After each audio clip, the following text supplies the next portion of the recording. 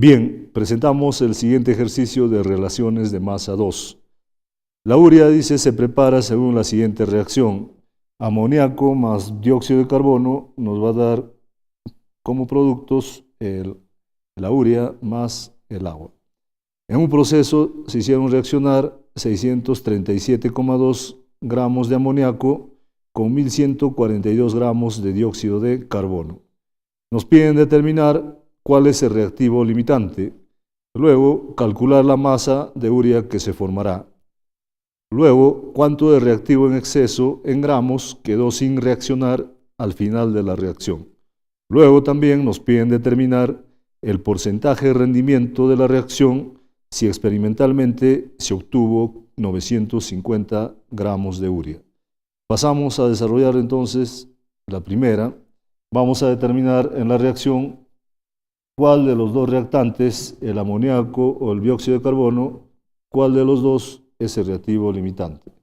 Vamos a colocar entonces las cantidades respectivas. Tenemos 637,2 gramos de amoníaco con 1142 gramos de dióxido de carbono. Las masas moleculares tenemos del amoníaco, en este caso 34, y del dióxido de carbono 44. La masa molecular de la urea viene a ser 60. El agua 18. Calculamos entonces, para determinar el reactivo limitante, vamos a calcular el número de moles del amoníaco y del dióxido de carbono. Entonces, el número de moles del amoníaco va a ser igual a la masa de amoníaco, que en este caso es 637,2, entre la masa molecular del amoníaco. Esa división nos da 18,7 mol o moles de amoníaco. Por otro lado, tenemos que determinar también el número de moles del dióxido de carbono. Entonces decimos número de moles de dióxido de carbono va a ser igual a 1142, que es su masa, entre su masa molecular, que viene a ser en este caso 44. Dividiendo, tenemos como resultado 25,95 mol de dióxido de carbono. Si comparamos estos dos valores, la menor cantidad de moles nos va a dar el amoníaco. Entonces, el amoníaco viene a ser el reactivo limitante. Pasamos al la siguiente pregunta. Nos dice, calcule la masa de urea que se formará. Sabemos que han entrado aquí 637,2 gramos de amoníaco con 1142 gramos de dióxido de carbono. Sus masas moleculares tenemos del amoníaco 34 y del dióxido de carbono 44. La masa molecular de la urea viene a ser 60. Entonces, como ya hemos determinado que el amoníaco es el reactivo limitante, ese componente, el amoníaco, va a ser el que va a gobernar toda la ecuación. De él va a depender las cantidades que haya de todos los demás componentes. Entonces cogemos, ahora nos toca saber cuánto de amoníaco tendremos. Podemos ponerle aquí una X en la cantidad de amoníaco para determinar cuál es la cantidad de amoníaco que vamos a poder encontrar. Entonces ponemos X, ¿ya? Cogemos el amoníaco y la urea, ¿no?, como referencia para determinar qué cantidad de urea se va a formar. Entonces hacemos la ecuación, estamos en la B, decimos 34 gramos de amoníaco va a producir 60 gramos de urea. Ahora, ¿cuánto yo tengo en el ejercicio? 637,2 gramos de amoníaco. ¿Cuánto de urea me dará? Entonces, X va a ser igual 637,2 por 60 entre 34. Desarrollando ello, me sale como resultado que la masa de urea que se va a formar es de 1123,2 gramos de NH2 que viene a ser la urea, ¿no? NH2, 2 y CO, ¿ya? La urea. Esto viene a ser entonces la cantidad de urea que se va a formar. Pasamos con la siguiente pregunta. ¿Cuánto de reactivo en exceso en gramos quedó sin reaccionar al final de la reacción? Colocamos los valores. En primer lugar tenemos 637,2 gramos de amoníaco con 1142 gramos de dióxido de carbono. La masa molecular 44 del amoníaco y del dióxido de carbono 44, ¿no? Tenemos la masa molecular de la urea 60 y del agua 18. En este caso me está pidiendo determinar cuánto de reactivo en exceso en gramos queda sin reaccionar al final de la reacción. El reactivo en exceso también está dentro de los reactantes. Si uno de ellos es el reactivo limitante, en este caso el amoníaco es el reactivo limitante, el otro reactante, que viene a ser el dióxido de carbono, será el reactivo en exceso. Entonces, yo voy a asumir de que no conozco la cantidad de CO2 que hay.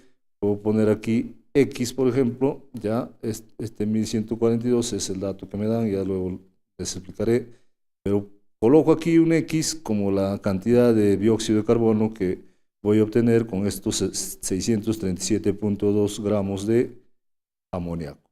Entonces puedo hacer la siguiente reacción, la siguiente ecuación. 34 gramos de amoníaco, por favor, para no confundirnos, ahora estamos cogiendo amoníaco con dióxido de carbono. 34 gramos de amoníaco me va a dar, o va a reaccionar con 44 gramos de dióxido de carbono. Ahora, 637,2 gramos de amoníaco, ¿con cuánto de dióxido de carbono reaccionará? Entonces, X va a ser igual 637,2 por 44 entre 34. Esto va a ser igual a 824,6 gramos de dióxido de carbono. ¿Qué quiere decir esto? Que con los 637,2 gramos de amoníaco han reaccionado 824,6 gramos de dióxido de carbono, ¿ya? Eso quiere decir que el reactivo en exceso que sobra va a ser igual a la cantidad que me dieron inicialmente en la reacción de dióxido de carbono, que es 1142, menos la cantidad que se utiliza en la reacción, que viene a ser 824,6. Restando esos dos, me da como resultado 317,4 gramos de dióxido de carbono. Entonces, en esta reacción, 317,4 gramos de dióxido de carbono ha quedado sin reaccionar, ¿ya? De los 1142 que han ingresado a la reacción, 317,4 gramos de dióxido de carbono ha sobrado después de la reacción. Pasamos a la siguiente pregunta. Me dice determinar el porcentaje de rendimiento de la reacción si experimentalmente se obtuvo 950 gramos de urea, ¿ya? Entonces, el porcentaje de rendimiento sabemos que es la masa práctica sobre la masa teórica, todo por 100. Si yo sé que la masa práctica es la que se obtiene experimentalmente y la masa teórica es la que se ha obtenido desarrollando la reacción, ¿no? En el punto anterior, ¿ya? La masa de urea que se había formado en la pregunta, en la B, tenemos que la masa de urea que se ha formado teóricamente, aquí en el ejercicio, esa masa va a ser la masa teórica. ¿Cuánto era la que hemos hablado hace un momento? 1.123 gramos de urea.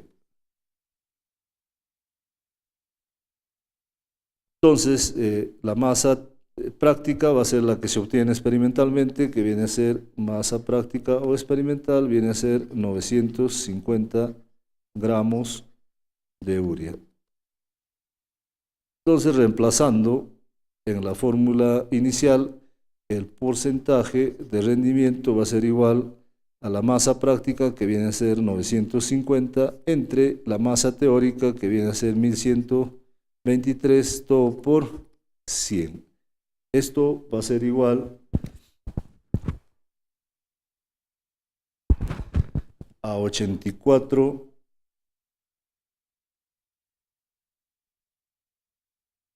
Esto de acá 29, ¿no? Esto va a ser igual a 84,6%. ¿Ya? Entonces, el porcentaje de rendimiento va a ser de 84,6%. Bien, muchas gracias por su atención.